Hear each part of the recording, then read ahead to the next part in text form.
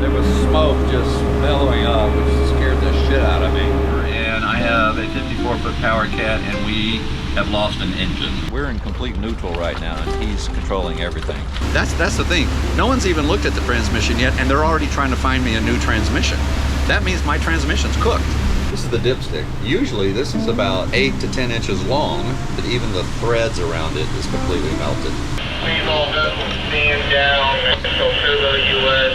And that was Boat US telling everybody to stand down to get out of our way. It's extremely shallow over here, extremely shallow. See, we got to go through this one cut right here. Ugh.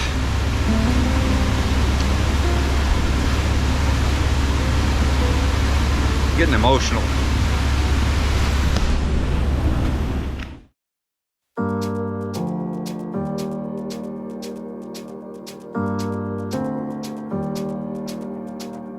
Good morning, Dave. Hey, good morning. How you doing? We picked a lousy day to leave, didn't we? You have the luck of, I don't know what, man. Charlie, you ready for an adventure? This is absolutely fantastic. And yes, I am. Okay. Oh, look at that. Well, here it is. The day I've been dreaming about for a very, very long time. Taking the hillbilly out of the country and into the Bahamas. We're going to spend about 6 weeks over there, friends and family coming and going. On this trip, I have Captain Dave. He was my original captain when I took it from Clearwater up to Savannah. Captain Dave here has stolen my coffee first thing in the morning. I'm gonna pay for that. So, man, this has really been a great trip so far, but he has made me another cup. So thank you. And then my dear friend Charlie will be with us too. Morning, I'm Dave's counsel. The bad news is I'm no longer licensed to practice in Florida. Two great guys on a week-long trip. The weather is perfect. I picked this day to go months ago, and the weather turns out to be perfect on that day. This is highly, highly unusual. So we're going from Fort Pierce straight over to West End. Now, generally, the other way to do it is to go from Miami or Fort Lauderdale to the Bimini Islands. Our trip is a bit longer, probably 80 nautical miles. But it's a straight shot, and the weather's so good today and so calm that it'll be fine. When you're crossing what's called the Gulf Stream, which is basically a river flowing in the ocean. It's going from south to north. It comes around Florida and up north. And the thing is flowing like 3.5 knots. So if you're sailing, it's a bit of a challenge, but since we're under power, we'll be fine. But you want to cross that Gulf Stream when it's nice and calm. If the wind is coming out of the north, that creates really great big waves. You don't want to be out there. So perfect conditions, perfect crew, perfect vessel. Life is perfect. Here we go. I love mornings on the boat when you get to see dew and you get to see somebody else cleaning your windows. It's really helpful. Our first lesson of the day. Oh, yeah. Lay it over. There you go. Yep. And through. There you go. Bingo. Voila. Okay. Thank you. You're welcome. Okay, we're all fueled up, ready to go. This is so exciting. All right, mouths off. I tell you, our dreams come true, man. This is, I've had this, it's been a great learning experience the last 8 months being in Savannah and up down the ICW and all led up to this. So, got about 80 nautical miles to go to the Bahamas, and it's going to be a beautiful day.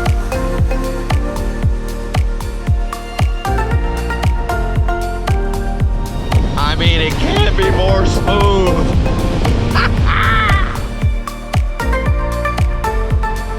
Not bad, eh? Not bad. I know. I've never seen it this smooth out here.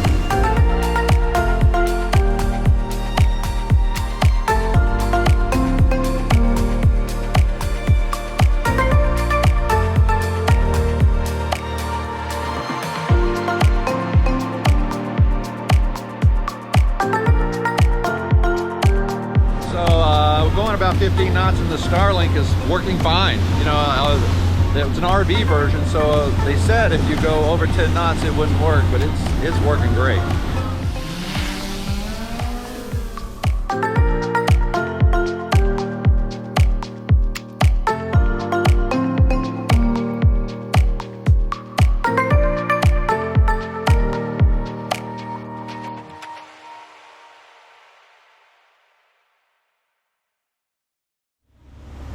I'm so frustrated and so upset right now, and I know this is part of boating, I get it, but we're halfway to West End, and my transmission in starboard overheats, and I open up the engine hatch, and there's smoke bellowing out of my engine room, which is freaking scary as hell. Went down there, and there's transmission oil all over the place. My dipstick or my transmission is melted. This stuff is so hot. And the problem, through talking with several Aquila owners, by the way, we're limping back to Fort Pierce on one engine, and I'm going to call Boat US when we get close to help dock us.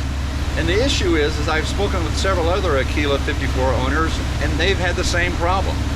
As a matter of fact, they've had their transmissions replaced. And so I'm wondering, Volvo, why didn't you let us know?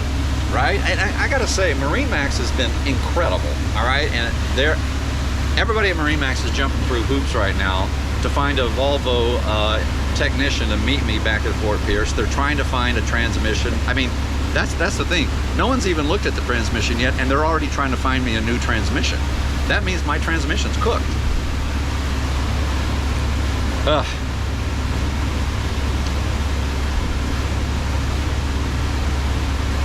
Getting emotional.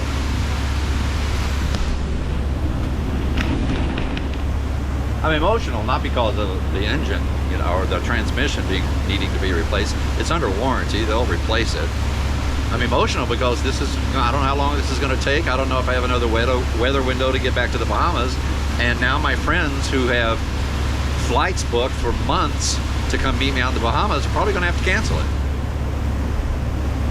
And in addition to that, if my starboard transmission will do this, so will my port.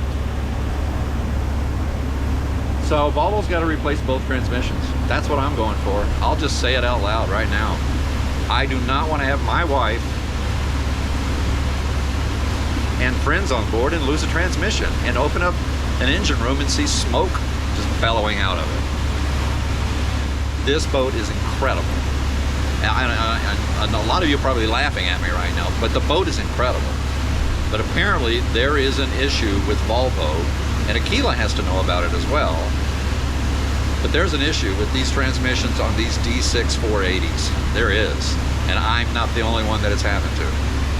So, I know I'm probably making enemies with Volvo and Aquila, and I don't mean to. I'm just me, and this is me bearing my soul, and I don't expect special treatment. I know I probably get it because I've got my face on this YouTube all the time and Instagram and everything. But at the same time, I am bearing my soul and I am telling you everything. So therefore, yeah, let's take care of this, right? What about my family's safety? That's what I'm worried about. Ugh. Oh well, look, it's part of owning a boat. I know that. Every time I have dinner or talk to boat owners, I hear these kind of stories all the time.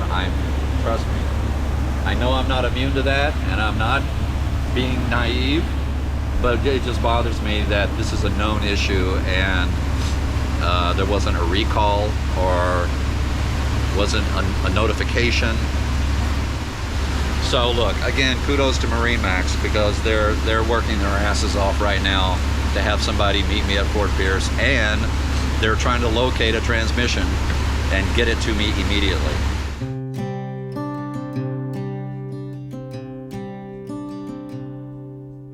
There was smoke just bellowing up, which scared the shit out of me. And basically it was just transmission oil on the engine, which, as we all know, can cause problems. But yeah, it was oil. Oil was all over the place under here on the transmission itself. The dipstick, which is right there, is no longer there because it melted. And there was oil spewing all over here. So yeah,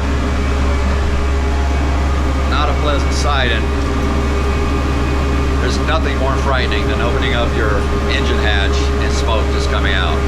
It's very emotional, not good. The good news is that sooner or later this is going to be the perfect vessel because I'm going to have fixed everything along with MarineMax's help. So looks like the engine is on simply because the propeller is moving. through the water. You know, you want to let it just keep going so it doesn't give you resistance. So back up in the fly bridge, this is the dipstick. Usually this is about 8 to 10 inches long. As you pull it out and you look at it, as you see, it is completely melted. Even the threads around it is completely melted because of how hot that engine oil was, or the transmission oil, rather. Oh, hi, I'm sorry. So Boat US member, gold member, and I have a 54-foot Power Cat, and we have lost an engine. We are limping back to Fort Pierce, Florida. 9 miles away. And we are 9 miles away, and we're going to need some assistance docking. And your current GPS coordinates? Current GPS is 27, 22, 51 north, 80, 08, 256 west. GPS says we're going to be at the entrance to the cut there at Fort Pierce at around 5:20 p.m. Any other questions? No, sir. So somebody will be contacting me, and that's good. Perfect. That tote will be in the thousands of dollars. Your membership just being paid for. Seriously. What Dave said, I was told, do not own a boat without Boat US. It's like AAA for boats, right? And yeah, so this tow will cost thousands of dollars that I won't have to pay for because I'm a gold member with Boat US. 113 will be inbound to Fort Pierce City Marina with the disabled 36-foot vessel on a short-term tow. Please all vessels stand down until Turbo US 113 is clear the breakwater. And that was Boat US telling everybody to stand down to get out of our way. It's nice. Well, still a beautiful day. Even though it's not been a beautiful experience. Okay, so in preparation here, we've put every fender I have. Luckily, I just bought new fenders, so I have my old fenders as well, so we got them all hanging.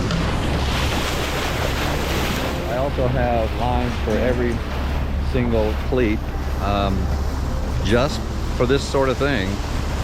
So I'm prepared for that, and then I've got an extra fender that I can walk around with. I'm probably going to let Dave stay at the helm, and I'm going to be down here working the fenders. Go down to the engine room again. David has, Captain Dave has constructed a little closing for the dipstick area that, you know, got melted, right? Because if we try to use that engine again, we don't want the oil spewing up. He took a quarter, literally a quarter, and some duct tape and covered it.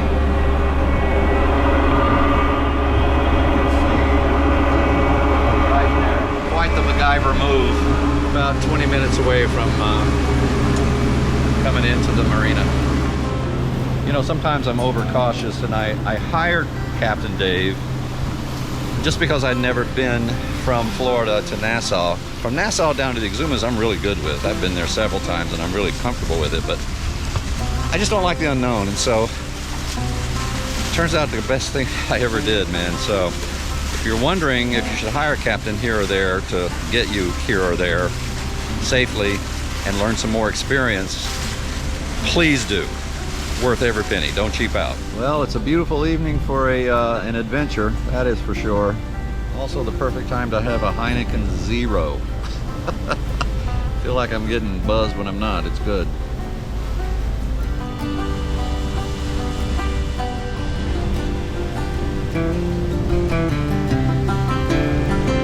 Here's our guy right here. Going to tie up on the starboard side here, basically be our starboard engine. Okay, so I tested that starboard. I think it's somewhat cooked. There's definitely a delayed reaction. It's not normal, but it may help us in an emergency. So I'm going to leave that engine running, just not engage that gear, starboard side. Okay, roger that. You want to come up this way a little bit so we've got more room to work? When he ties up, do I tie up to him or does he tie up to us? He will probably tie up to us. We may hand him lines. Alright, if you just hold position, we'll have pass lines to your crew. That'd be perfect. So you're gonna somewhat act as our starboard engine? Yeah. Gotcha. Okay. So he's doing it all right He's now? doing, yeah, I said just leave it in neutral for now. Okay. Well, I mean, he should be able to turn it in and just turn it right up and again. the current's going to take us Yeah. onto the dock, yeah.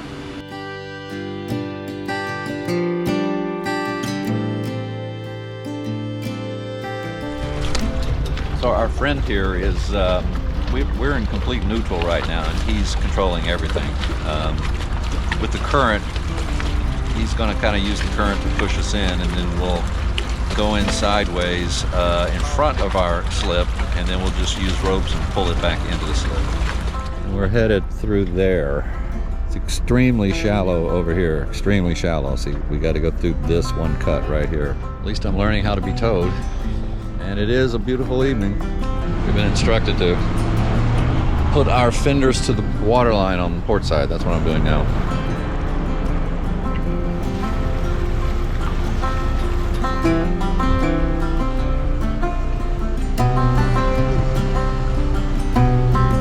Weren't we just here? I think we were.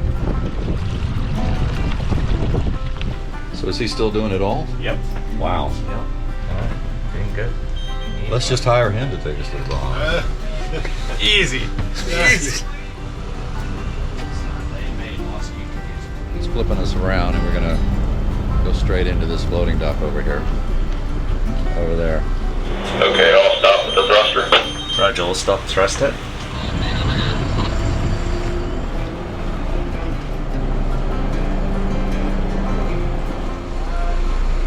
You're about in. Yeah, you're almost in. Signature. John Hancock. Awesome. You guys need anything else? You guys good? Yeah, you'll be on YouTube. Wandering Hillbilly. The man that saved us right here. Good job. Yeah, well done. That was. Okay. The morning after. You know, I was not drinking for 30 days. Well, I blew that last night. Yeah, Charlie had brought a couple of bottles of Pinot, and goodbye. Anyway, I woke up this morning to a text from the head of Marine Max. He said, call me. So we talked. He called me, actually. And I'm happy to report that I'm getting 2 brand new transmissions installed, hopefully by the end of the week. Marine Max, with this and everything that has ever occurred on this boat since I purchased it from Marine Max, has been the best company to work with. And they always answer my phone calls. Dave, Raul, Phil, all 3 of them always do. I just can't tell you how wonderful they've been. And they worked all night long finding 2 transmissions. As a matter of fact, finding transmissions for these engines is very difficult.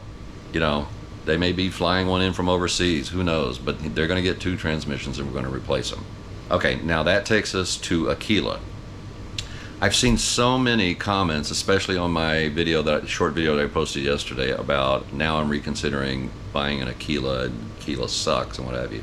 I think you need to really think about it, because Aquila has nothing to do with Volvo, right? Aquila, Outer Reef, Horizon, whatever boat you may want to buy, they only contract out for the engines. You could get a Volvo engine, a Cummins, a John Deere, or whatever, or Yanmar's, but those companies make those engines. Aquila doesn't make Volvo. As a matter of fact, you can get Aquilas with Cummins engines. So this is a Volvo issue. You know, I'm not trying to put my foot on the throat of Volvo here, because I love Volvo engines. That it was my choice to have Volvo engines because I just love how they operate and how I just like them. So that there is this issue is a problem. However, they too are getting them to me within the week and getting them installed. So they're taking care of me too. So look, this is owning a boat. This is what happens when you own a boat. My issue is a little different because it's a brand new boat. So that's kind of the rub here, I think.